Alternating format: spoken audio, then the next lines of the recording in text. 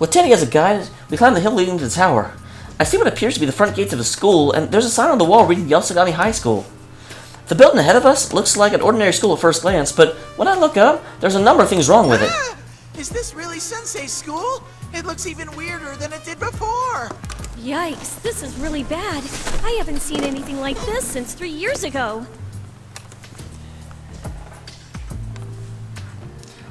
Even from up close, it's strikingly similar to Tartarus. A nest of death where shadows roam free, and a tower of darkness built to summon death itself.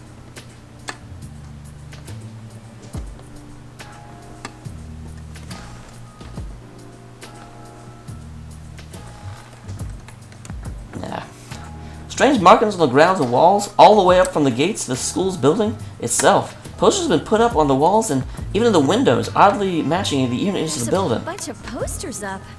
It kind of reminds me of a school festival. The Sister Complex Kingpin of Steel? That's Sensei! Sensei is so strong, kind, and a reliable leader. That didn't quite match what this poster said. And over here's Chie-chan. She trains a ton every day. And she eats a ton, too. Teddy points out the different posters, one after another, and happily tells me about his friends. Seeing him like this, I got a sense of how much he values his friendship with these people. They must be a great bunch of people. Huh? There's a poster of Mitsuru-senpai, too? The imperious queen of executions. What's wrong, Yuka-chan? What about Mid-chan? Oh, it's nothing. I just remembered something that happened during our school trip. Oh, an execution, huh? Well, I know what that's like. Huh? Have you done that to someone before? Nah, it was done to me.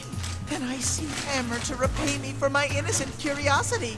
Just remembering it gives me the chilly willies. Oh, I can imagine that. Talking to you reminds me of someone I know. There's an idiot in our group, too. Yukari, that's not polite. Oh, lucky me. I found Yucatan. Junpei? I'm surprised to see the next face. Wait a sec. I have to consider what happened with that copy of Mitsuru-san from earlier. He's wearing a baseball uniform for some reason. Could this be another fake? I put some distance between us and knock an arrow. Right there. I told Junpei to wait for me at the station. What are you doing here? Hey, wait a second. That's no way to greet your old friend. You're supposed to get emotional. Oh, wait. You another monster, Yukari? Hmm? A monster? Me? Wait, so are you the real Junpei? That's a great investigation technique. Ugh, he reeks of sweat. Seriously, can't you have some consideration for the people who have to smell you? He's real. Huh? Whoa, aren't you the guy who was on TV earlier? Why are you with Yucatan? Why? Because I'm Yuka-chan's knight in fuzzy armor, obviously. In other words, we share a pledge of eternal love. Teddy, you can't just declare yourself with a woman. That's not how it works. Eternal love? Yuka-chan, do you know this weirdo with a beardo? Whoever he is, I don't think he's a fake. Yeah, I know him. You seem energetic as always, Junpei. Oh, is that what's going on here? Wait, don't be ridiculous. I'm obviously the real me. I can kind of tell too. Considering how much he's trying to get on my good side, this is probably the real Well, I'm Junpei. glad you're safe, and sorry, I told you to wait at the station. But then I heard that Mitsuru-senpai and the others are in danger. Nah, it's cool. I was kind of wandering around too. But wait, they've been captured? Seriously? Yeah, about that. I'm a little relieved to be able to meet up with a familiar face. We traded some nostalgic banter while we share what we learned about what's happening in Inaba. I had my doubts when I heard about how Junpei miraculously ended up in Inaba even before the rest of us, but I guess that's just like him. He barely has a grasp of the situation and keeps going on about how some cute girl he met in Junis is. I don't want to hear about that stuff. At least I learned that the Persona users of this town are acting on their own during this unusual phenomenon. What? Junpei, you ran into Rise-chan and Yuki-chan? Were they all right? Yep, totally fine. Man, school chicks these days are really tough. Yes, yes it is. Kitty. By the way, who are you anyway? Aren't Aren't you that, what was it, General Teddy? How dare you! It's outrageous that you treat me the same as that faker! I'm the one, the only, the adorable Teddy!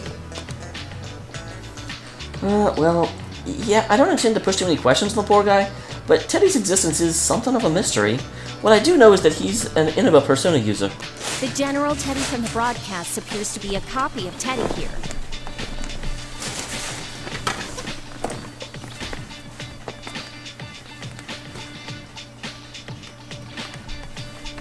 Teddy's a persona user from this town, and he's looking for his friends. Huh?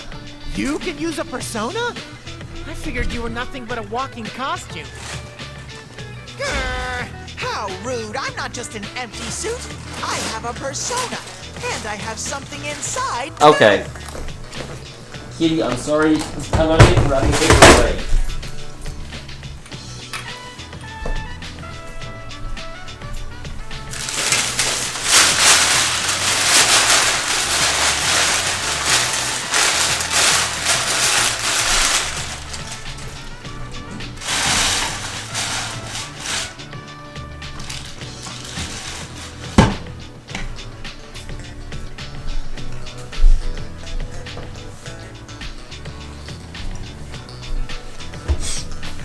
I usually don't mind if they play with that, but it's been all over the recording so far, and that's annoying.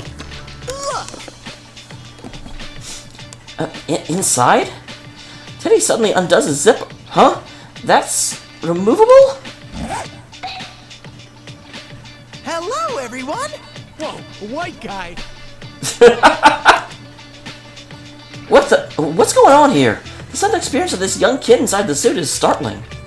Actually, even before that... There really is something inside. I worked hard to grow this body because I wanted to score with a girl. Nice to meet you, Junpei. Oh, your Japanese is a little off, though. You make a costume, not grow it. Do you understand? Make, not grow. Stop talking like an idiot, Junpei. But wow, I figured you were empty too. I'm sorry, did I surprise you, Yuka-chan? Ugh, this is starting to break my brain. I'm sorry to ask you this once you took it off, but can you just keep your costume on for now? Aw, but I just came out. Ooh, but this must mean that you like my bear skin better. Ta-da! Look, it's original flavor Teddy again. So don't hold back. Ladies and other ladies, start your snugglings! Poor Teddy, he is so completely clueless. Come on, guys, enough playing around. Let's go. We have to hurry and find the others. Huh? Oh, right. Go, go, go! Just when we're about to go inside, Teddy suddenly stops and stands up straight. Could his keen nose really work when he's wearing that costume? Wait, if anything, the costume is his real nose, isn't it? Already picking up on someone. The rest are shadows.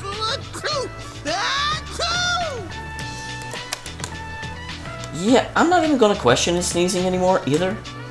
Is this someone he mentioned related to Mitsuru-senpai? Or Akihiko-senpai? Or the others? Teddy runs off, still sneezing.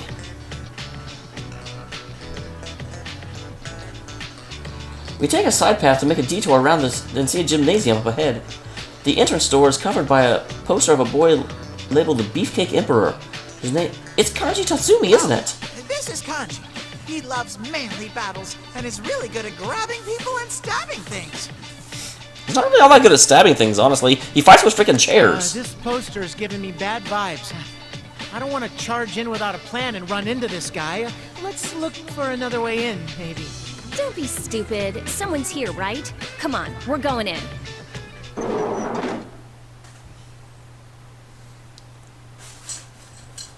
I make Junpei open the door, despite his protesting. The central area inside is a gym. Open through chairs are stacked up high all around, reaching almost to the ceiling. A blonde, well-built young man is sitting in the open space, clearly waiting for us. There's no mistaking him. This is Kanji Tatsumi, whose face is on the poster we just saw. You showed up. Hello, boys. I've been waiting forever and ever for you. Especially you, slugger. Now this is weird, because this is where we found Yukari in the original one, and she was, like, tied up on the stage or something. So this is, again, just very, very plainly deviating from the established storyline, and I don't know what that means exactly. Just to be clear, you don't know this guy, right? No! He's got no business calling me out like a designated hitter. Hey, Teddy! That's your friend, right? Why don't you sniff him and see if he's one of those fakes? I don't have to! That's definitely a fake! If Kanji really liked you, he'd be stuttering and baking you treats instead of talking like that! Oh, I've got a treat for you. It's in my fists. I can't wait to show it to you. Bring on the rain! Kanji hollers loudly, and 4 pillars descend, surrounding us. Well, I knew this was coming. This is obviously a fake. In order to find that someone Teddy was talking about, we'll have to find our way past you this. Guys, go in there and fight him. I'll cheer you on from over here. Don't be a wuss. You're fighting too. Let's deal with this quickly. You're not going to beat me down that easily. Here we go, dammit!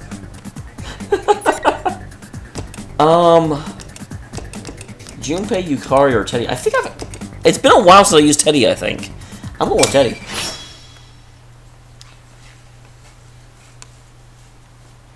So I just used Junpei, and I'm pretty sure I've used Yukari once before in this playthrough, but I've never used Teddy, I don't think. At least not in this side of things.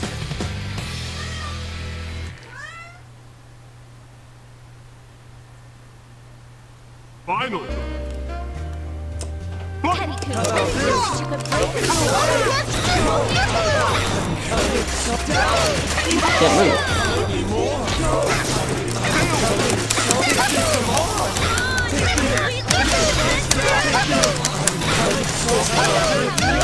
Jeez. Maybe this is a bad idea.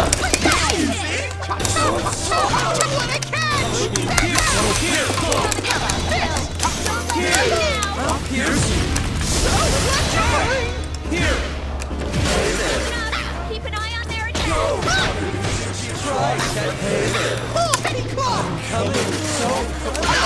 Oh, that stupid lightning I don't notice that I have. It can't be. They're that strong.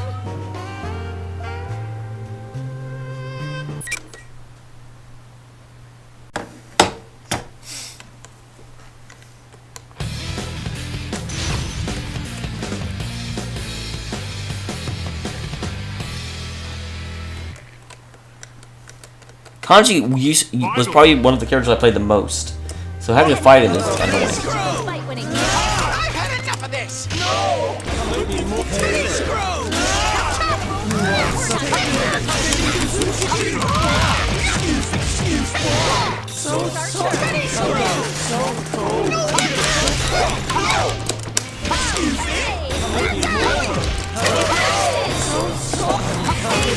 Oh, I tried to grab him.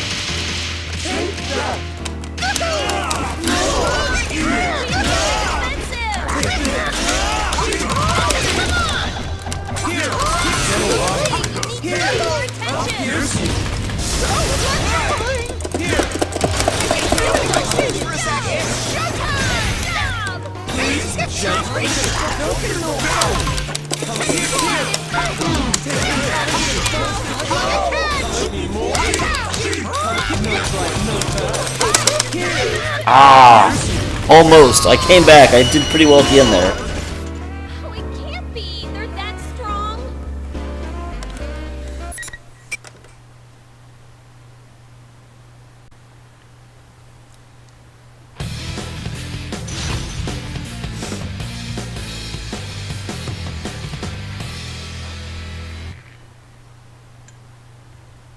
Finally!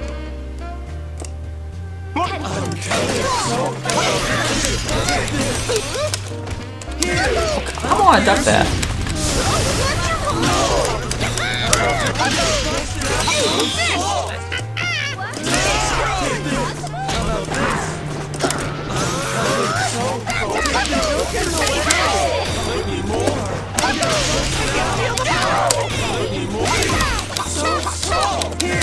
No, how did I hit?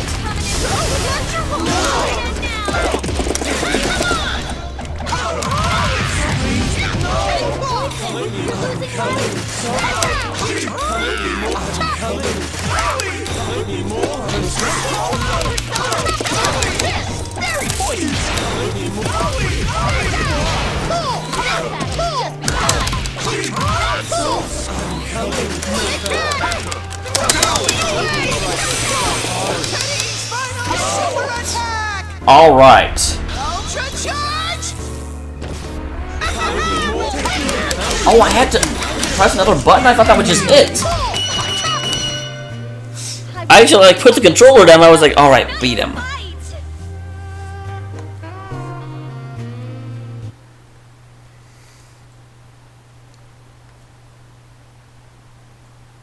So, just to be clear, I didn't even want to go in here, alright? So this is all on you guys.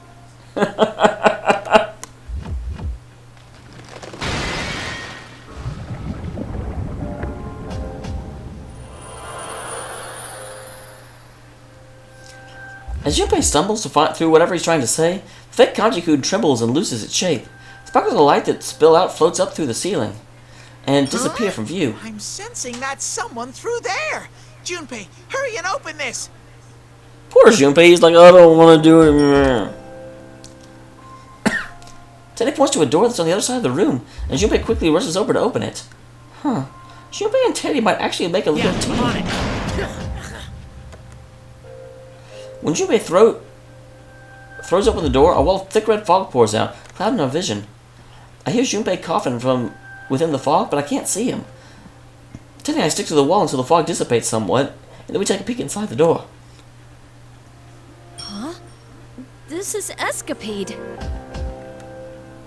A white spotlight shines across the dark open space. This is a new area. The edge of light illuminates a raised stage.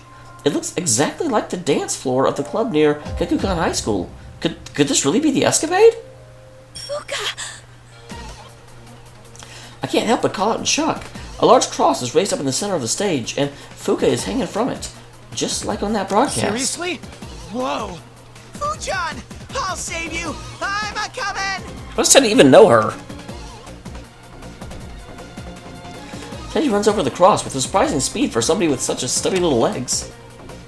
We all work together to get Fuca down from the cross, but even though she doesn't appear to be physically injured, she hasn't regained consciousness yet.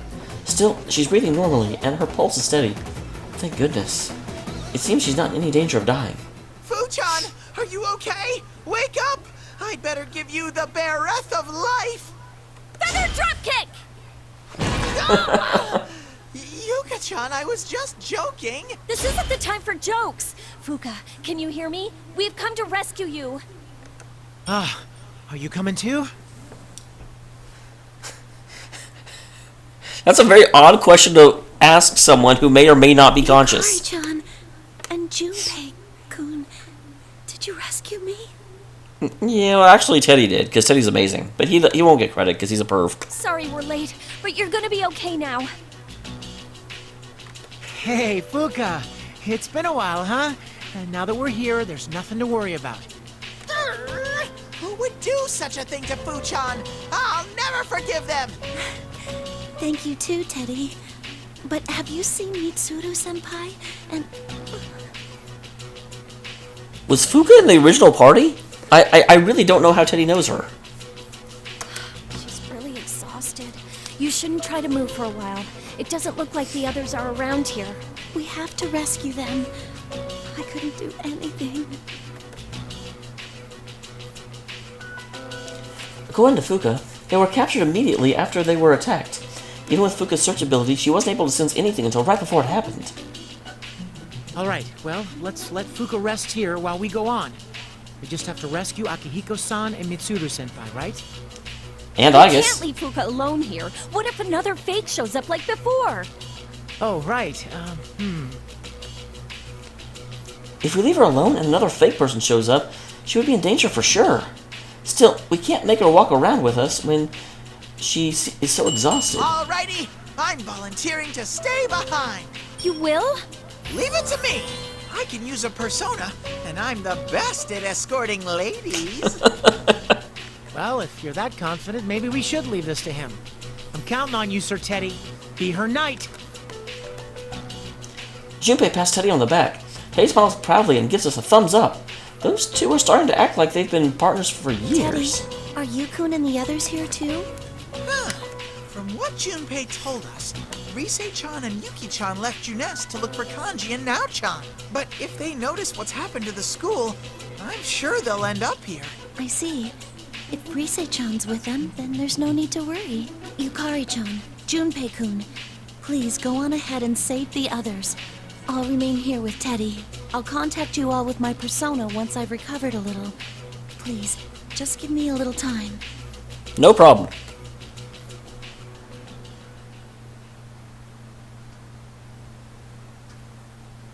I raise an eyebrow, but Fuca smiles and tells us that she'll be okay. I read that Teddy fought through an entire case in. I read that Teddy fought through the entire case in Inaba too, so I guess they'll be all right. We'll leave Fuca in Teddy's care and leave the gym, finally making our way to the school building. Why did they introduce the escapade if it was just going to be exactly like the gym and that it was a set piece? We enter through the main gates and end up in a hallway. The building's interior is shrouded in fog as well. As expected, the visibility inside isn't that good either. We decided that we should head up and find some nearby stairs to go up, but climbing a couple stories, the stairs come into an abrupt end, and we have to find another flight of stairs. A countless number of similar-looking classrooms and hallways appear on this floor, and we can't find a way up at all. The endless hallway is dark, and I hate to say it, but this reminds me of a haunted mansion. Hey, Junpei! Stop going so far ahead! It's bad enough that I can't really see that far. Why are you letting him... I mean, is he running away from you? It's like... You would think the two of you would be hurrying. I don't know how he's getting ahead of you. Seriously, this hallway goes on forever. You think it's time for a nostalgic replay of Junpei's Believe It or Don't? What? Hey! There are many strange things in this world. Imagine, if you will, a boys' baseball team, led by the handsome coach Junpei. What you'll hear next is a true story, a tale of mystery and fear. Feather punch! Knock it off, you know I hate that ghost story stuff. And when did you start coaching kids? Also, wasn't she sort of embarrassed to be in the feather outfit? She certainly seems to have, like, taken a shine to it. Will you stop hitting me? Didn't I tell you I coach a kids team, and I'm surprisingly good at it? Is that why you reek of sweat? Do you ever wash that shirt? What kind of slob do you take me for? And you're one to talk. You're wearing some pretty funky clothes yourself. I have a reason for this, jeez. I knew I should have changed. We continue talking back and forth about this for a while, but as we proceed, trying to distract ourselves from the creepy atmosphere, eventually the hallway ends with a very heavy-looking door. Above it is a sign reading Announcement Room. Well, I guess we better go on in through here. The room behind the door is filled with monitors and sound equipment. The professional-grade equipment isn't what you'd expect to find in an ordinary school's announcement room. It's more or less like a studio or a real TV station. This is creepy. But maybe this is where General Teddy is making his broadcasts from. It was originally, I don't know about now. The monitors suddenly flash to life and illuminate the room. What's going on? The screen in front of us is showing a location that we both recognize. Bridge. The Jackson Bridge connecting Iatawa and the man-made port island. The camera zooms in on the bridge's main tower. Another cross identical to the one Fuca had been bound to is on the screen. A figure in white is held on it with her head drooping down. Yucatan! Is that... I guess we have to save her! But how? Are we gonna head all the way back to Iwatodai? There's no reason to worry about things like that. After all, this place is your final destination. Who is that? That almost sounds like Kanji, but it's definitely not Kanji. While our eyes are glued to Igus on the monitor, a familiar voice suddenly comes out from behind us. Oh, it's Akihiko. When we turn to see a person standing there with a red cape. Akihiko-senpai? No, that can't be right. Even I've started catching on to this. He shakes his fist as if to taunt us, and he wears an irritated smirk on his face. This is most likely another Doesn't it bring fake. back memories? You fought those artificial persona users on that bridge. It was a conflict of burning passion. Their name was Strega. There was one simple rule. Power decides all. Now, try and fulfill my innermost desire. Bring on the ring! As he shouts out, the red pillars appear again. We're up against a fake version of Akihiko-senpai this time, huh? Well, this is gonna be Hey, awkward. Yuka-tan, I know this is a fake Akihiko-san, but isn't that the kind of thing he's normally ranting about? But this isn't the time to talk about stuff like that. We can't lose no matter who we're up against. Oh, are you on fire, Yuka-tan? All right, I'm getting pumped too. Let's go for a grand slam. Yeah, I did Junpei, so it's Yukari's turn. Here we go, guys. Wish me luck.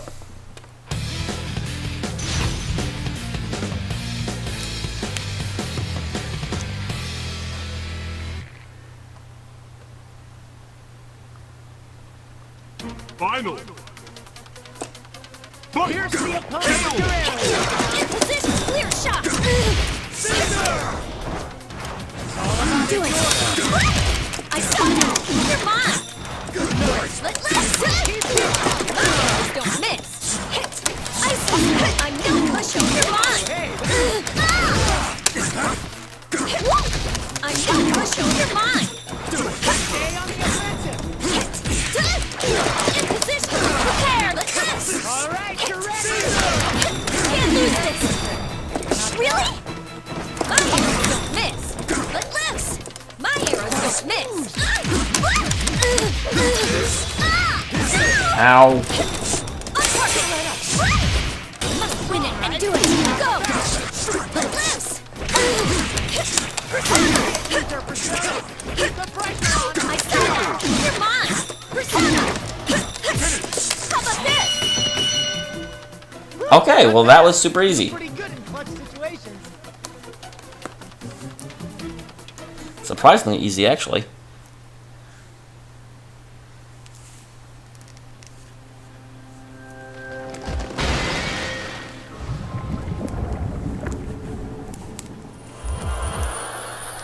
Whew. That was a really good copy of Akihiko-san, huh?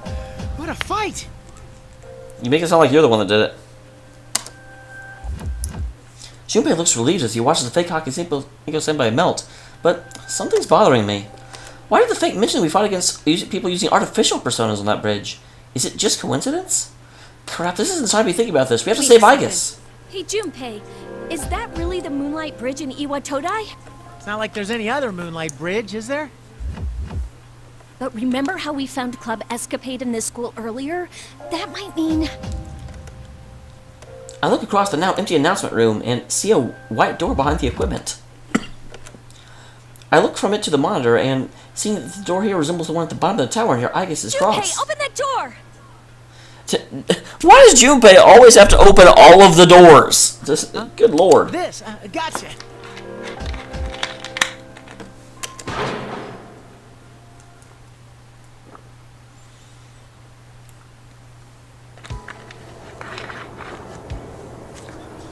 Bingo! It's just as I thought.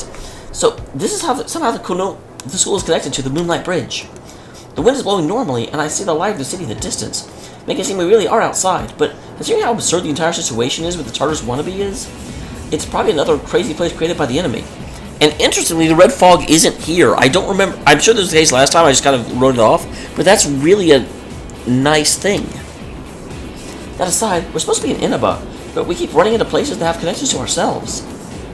Even if they're all artificial constructions, there must be some reason why such a complicated trick is being pulled on us. Yuka-tan, do me a favor and catch her. Got it! Persona!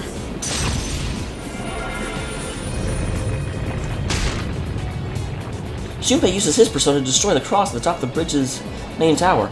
I summon my own persona to catch Igus as she falls and place her gently on the ground. It was a bit rough, but I think it went well. Igus, are you okay? Junpei-san and Yukari-san, where am I? Because Igus is regaining consciousness, we listen to her account of what happened, and we tell her our own side of the story to what we've been through. Igus doesn't seem as worn out as Fuca, but she's definitely exhausted too. Her expression is dark as she speaks to us, most likely because she feels guilty over being caught. Just like Fuca, though, it seems like she has no memories of what happened after the car fell off the road. I'm sorry. If I'd been better prepared, I would have been able to keep everyone safe. Come on, it's okay. We still need to hurry and rescue everyone else, though. God, the Persona music is beautiful. Just all the memories that come with Heartfelt Cry and all these songs. Considering the situation, it would appear we were used as bait to lure you all here. Well, it worked, but it's not working well for them in the I end. immediately lost consciousness after falling off the cliff. I do remember something. What's that? I sensed that someone was close by. That must have been the person who's behind this entire case. The culprit! I guess. Did you see what he looked like? No, Yukari-san. But I did sense something odd about that person. I'm sure that it was a resonance of a plume of dusk. Huh? What? What's a plume of dust thing again? Simply put, a plume of dusk is what can grant a heart to machines such as myself.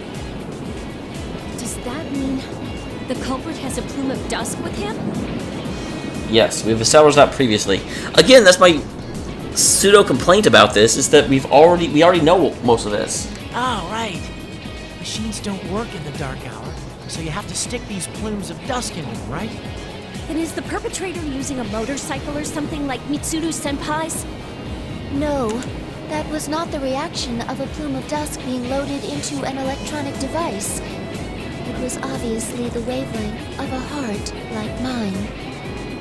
So, what does that mean? Is the kidnapper a robot like you, I guess? That is what I cannot figure out.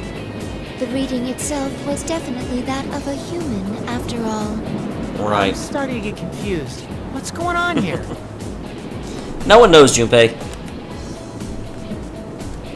I don't get it. A plume of dust? What's the culprit's objective here? Who is he anyway? We've come this far with our drive and our companions, but it could be that we haven't really made any progress at all. I feel anxiety creep into my mind, and I give myself a light slap to... Wow. Fire myself up again. I just imagine over there... Bah, bah, bah. According to the material from Kikuro-san, there's a high possibility that this is somehow related to the Ergo researches involved here. It gets to the point that I was my gosh, I need to read before I try and read. It got to the point where it's hypothesized that Shuji Ikutsuki himself might be the culprit, and we did see someone resembling him. If we don't keep our spirits high, we'll never find the answers we're looking for. I slapped myself across the face in order to keep... Good lord! Girl! Thinking about it now won't do us any good. Let's make sure everyone's rescued before we discuss it anymore. Don't worry, there's no way we can lose against most enemies as long as we stick together. Yukari-san. Thank you. You're absolutely correct. All right, let's go then. But, which way?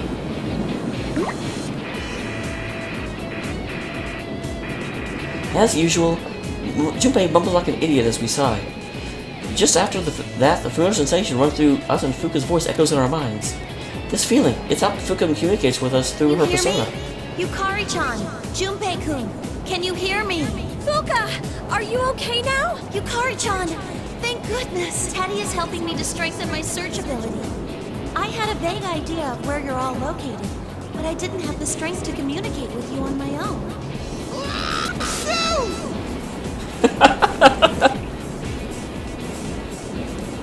When Teddy sneezes, it cuts through my head like a knife.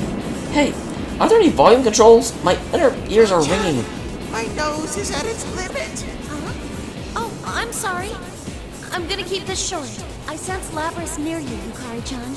I think Yukun and his friends are with her too. But I sense something large there too. It's possible that they're in combat. My sister is here? Where is she? Directly ahead of where you are. You should be able to reach them in no time. That's something I've mentioned before, but it really just bothers me. They're different generations. They shouldn't call each other sisters. Relatives, sure, but not sisters. Cousins, maybe? It's just the term sister bugs me. Because Labris is a 5th generation, and I guess is a 7th generation. Directly ahead? I look to the other end of the Moonlight Bridge and see another door there. That might lead back to the school building. Immediately as well. Please, because... Communication cuts off. Our heads are still ringing from Teddy's nasal explosiveness, but now's not the time to be bothered by such things. That must be it. Okay, let's go. Will you be all right, Agus? My systems are not all at standard parameters, but they are steadily recovering.